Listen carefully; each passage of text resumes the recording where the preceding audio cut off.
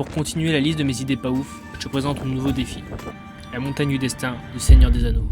L'objectif, c'est d'arriver en haut du sommet du volcan. Sur le papier, ça va, 15 km et 1150 mètres à monter. Mais il y a plusieurs problèmes.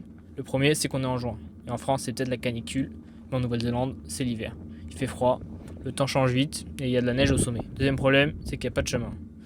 La première étape, c'est de rejoindre le pied du volcan à plus de 6 km. Je pars en courant.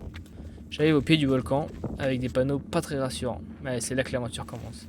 Ma progression est compliquée, je m'enfonce à chaque pas et le vent devient de plus en plus fort. Mais tant qu'il y a du soleil, ça va. Ce qui n'a pas duré très longtemps. Je commence à avoir bien froid. Ça c'est la preuve qu'il fait pas chaud. En continuant la montée, je réalise que j'ai un autre problème. La neige que je voyais d'en bas, en fait c'est de la glace. J'hésite à faire demi-tour. Bon, le sommet il est pas très loin, je me dis que ça peut le faire. Ça c'est du volcan.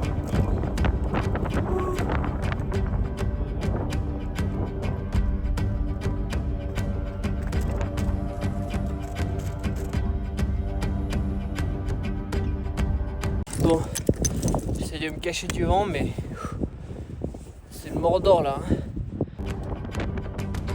Je repère ma voiture au loin et je me rends compte que j'ai fait que la moitié du chemin. Alors c'est parti, je fais gaffe en descendant sur la glace, puis j'accélère un peu la descente. Je teste jusqu'à quelle taille de caillou cette technique marche. Voilà, content d'être allé en haut, content d'être bien rentré. Je te rappelle que la montagne est imprévisible. C'était l'épisode 11 de ma traversée de la Nouvelle-Zélande. Reste connecté pour la suite.